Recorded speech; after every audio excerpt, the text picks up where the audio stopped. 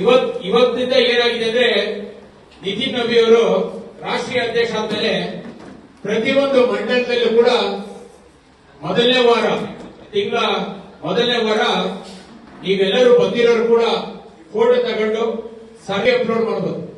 ಯಾರು ಒಬ್ರು ಮಾಡ್ತಾರೆ ಒಬ್ರು ಮಾಡಲ್ಲ ಏನಿಲ್ಲ. ಅದಾದ್ಮೇಲೆ ಪ್ರತಿಯೊಬ್ಬ ಪದಾಧಿಕಾರಿಗಳು ಕೂಡ ತಿಂಗಳ ಮೊದಲನೇ ವಾರ ಸಭೆ ಸೇರ್ಬೇಕು. ಸಭೆ ಸೇರಿ ಮುಂಚೆ ನಾವೆಲ್ಲ ಬರ್ಕೊಂತ ಇದ್ವಿ, ನೋಟ್ಬುಕ್ ಅಲ್ಲಿ ಬರ್ಕೊಂಡು ಬಂದಿದ್ದಾರೆ ಅಂತ ತಗೊಂಡು ಒಳಗಡೆ ಇಟ್ಕೊತಾ ಇದ್ವಿ. ಇವಾಗ ಹಂಗಾಗಲ್ಲ. ನಿಮ್ಮ ಹೆಸರು, ಡಿಸಿಗ್ನೇಷನ್, ಫೋನ್ ನಂಬರು, ನೀವು ಯಾವ ಬೂತ್, ಇಷ್ಟು ಮಾಹಿತಿನ ನೀವು ಸರಳ ಆಪಲ್ಲಿ ಅಪ್ಲೋಡ್ ಮಾಡಿದ್ರೆ ಅದು ನರೇಂದ್ರ ಮೋದಿ ಅವರ ಆಫೀಸ್ಗೆ ಹೋಗ್ತೈತೆ. ಇವತ್ತು ಎಲ್ಲಾ ಬೂತ್ ಅಲ್ಲೂ ಕೂಡ ಸರಳ ಆಪ್ನ ಡೌನ್ಲೋಡ್ ಮಾಡಿಕೊಂಡು ನಾವು ಅಪ್ಲೋಡ್ ಮಾಡುವಂತ ಕೆಲಸ ಮಾಡಬೇಕು. ವೆಸ್ಟ್ ಬೆಂಗಾಲ್ ಅಲ್ಲಿ 208 ಬಂದಿದೆ ಅಂತ ಎಲ್ಲರಿಗೂ ಗೊತ್ತಿದೆ. ಆದ್ರೆ ಹಿಂದೆ ಇರುವಂತಹ ಶ್ರಮನ ತಾವೆಲ್ಲ ಗುರುತಿಸಬೇಕು. ಸನ್ಮಾನ್ಯ ಗೃಹ ಸಚಿವರು, ಭಾರತ ಸರ್ಕಾರದ ಹೋಮ್ ಮಿನಿಸ್ಟರ್, ನೀವೆಲ್ಲ ನಂಬಲಿಕ್ಕಿಲ್ಲ, ಪ್ರತಿ 10 ಬೂತ್ನ ಬೈಟೆಕ್ ಅವರೇ ತಗೊಂಡಿದ್ದಾರೆ. ಸತತವಾಗಿ 3 ತಿಂಗಳು ಅಲ್ಲೇ ಕುತ್ಕೊಂಡು ಕಾರ್ಯಕರ್ತರಿಗೆ ವಿಶ್ವಾಸನ ತುಂಬುತ್ತಾ ನಿಮ್ಮ ಜೊತೆಲಿ ನಾವಿದ್ದೀವಿ, ಭಾರತ ಸರ್ಕಾರ ನಿಮ್ ಜೊತೆಲಿದೆ, ನಾವು ನಿಮ್ ಜೊತೆಲಿ ಇರ್ತೀವಿ ಅಂತ ಹೇಳಿ ಪ್ರತಿ 10 ಬೂತ್ ಅಂದ್ರೆ ನೀವು ಅರ್ಥ ಮಾಡ್ಕೋಬೇಕು. ಇಡೀ ವೆಸ್ಟ್ ಬೆಂಗಾಲ್ ಪೂರ್ತಿ ಎಂಎಲ್ಎ ಕ್ಷೇತ್ರದ್ದು 10 ಬೂತ್ದು 28ಗೆ ದೇವನಹಳ್ಳಿ ವಿಧಾನಸಭಾ ಕ್ಷೇತ್ರದಲ್ಲಿ ನಾವು ಗೆದ್ತೀವಿ. ಯಾರು ಅವ್ರಿಗೆ ಇವ್ರಿಗೆ ಅದೇನಿಲ್ಲ. ನಮ್ಮ ತಾಲೂಕಿನಿಂದ ಎಲ್ಲರೂ ಚಂದ್ರಪ್ಪನವರು ಇರ್ಬೋದು, ಎಲ್ಲ ಅನೇಕರು ಒಗ್ಗೂಡಿ ಇವತ್ತು ಭಾರತೀಯ ಜನತಾ ಪಾರ್ಟಿನ ಕಟ್ಟಿ ಮುಂದೆ ನಾವು 28ಗೆ ನಾವು ವಿಧಾನಸೌಧಕ್ಕೆ ಭಾರತೀಯ ಜನತಾ ಪಾರ್ಟಿನ ಎಂಎಲ್ಎ ಅವರ ಶಾಸಕರನ್ನು ಕಳಿಸ್ಕೊಡೇ ಕೊಡ್ತೀವಿ ಅಂತ ಹೇಳ್ತಾ ಇವತ್ತುವರೆಗೂ ಭಾರತೀಯ ಜನತಾ ಪಾರ್ಟಿ ಇವತ್ತುವರೆಗೂ ನಮ್ಮ ದೇವನಹಳ್ಳಿ ತಾಲೂಕಲ್ಲಿ ಬರೀ ಟ್ರೈಲರ್ ಮಾತ್ರ ನಡೀತಾ ಇತ್ತು. ಇವತ್ತಿಂದ ಫಿಲಂ ಆಗ್ತಾ ಇದೆ. ಇವತ್ತು ನಿತಿನ್ ನಬಿ ಅವರ ಏನು ಕಾರ್ಯಕ್ರಮ ಸೂಚನೆ ಏನು ರಾಷ್ಟ್ರದಿಂದ ಬಂದಿದೆ, ಇಲ್ಲಿಂದ ಆಚೆಗೆ ಬಹಳ ಸೀರಿಯಸ್ ಆಗಿ ನಡೀತಾ ಇದೆ. ಇವತ್ತು ಅನ್ಯ ರಾಜ್ಯಗಳ ಚುನಾವಣೆಗಳ ನಾವೆಲ್ಲ ನೋಡಿದೀವಿ. 28ಕ್ಕೆ ಭಾರತೀಯ ಜನತಾ ಪಾರ್ಟಿ ಅಧಿಕಾರಕ್ಕೆ ಬರ್ತಿದೆ ಅಂತ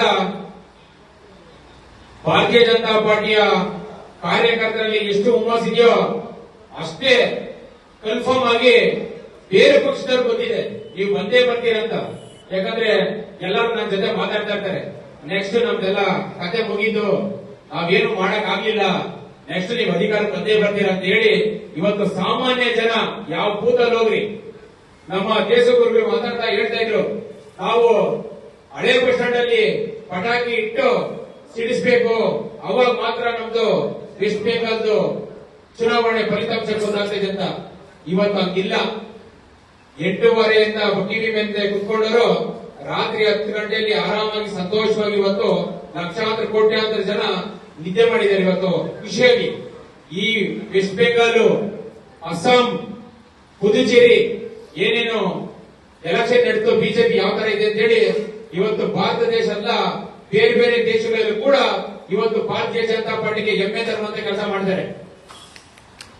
ನಾವು ಕೂಡ ಭಾರತೀಯ ಜನತಾ ಪಾರ್ಟಿ ಇವತ್ತಿಂದ ಪ್ರತಿ ಬೂತ್ಗೆ ನಾವೆಲ್ಲ ಪದಾಧಿಕಾರಿಗಳು ನಾವು ಮೀಟಿಂಗ್ ಮಾಡ್ತೀವಿ, ಸಭೆ ಮಾಡ್ತೀವಿ. ಪ್ರಶಿಕ್ಷಣ ವರ್ಗ ನಿಮಗೆ ಹೇಳಲೇಬೇಕಾದಂತ ವಿಚಾರ. ಇಡೀ ಕರ್ನಾಟಕದಲ್ಲಿ ನಾವು 2ನೇ ಸ್ಥಾನಕ್ಕೆ ಬಂದಿದ್ದೀವಿ. ಕೊಡಗು ಬಿಟ್ಟ ಮೇಲೆ ಅಷ್ಟು ನೀಟಾಗಿ ಪ್ರಶಿಕ್ಷಣ ವರ್ಗ ಯಾವ್ದಾದ್ರು ತಾಲೂಕು ಆಗಿದೆ ಅಂದ್ರೆ ಅದು ದೇವನಹಳ್ಳಿ ತಾಲೂಕು.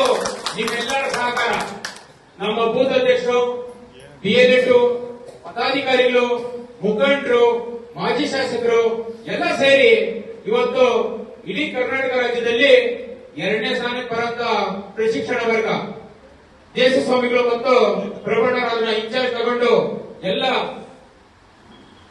ಕಾರ್ಯದರ್ಶಿಗಳು, ಪ್ರಧಾನ ಕಾರ್ಯದರ್ಶಿಗಳು, ಉಪಾಧ್ಯಕ್ಷರು, ಹೋಬಳಿ ಅಧ್ಯಕ್ಷರು, ಕಾರ್ಯಕರ್ತರು ಒಳಗೊಂಡು ಬಹಳ ಯಶಸ್ವಿಯಾಗಿ ಮಾಡಿದಂತ ಕೆಲಸ. ಇವತ್ತು ಮನ್ ಕಿ ಬಾತ್ ನಾವು 7, 8, 9ನೇ ಸ್ಥಾನದಲ್ಲಿ ಇಡೀ ರಾಜ್ಯದಲ್ಲಿ ಇದ್ವಿ.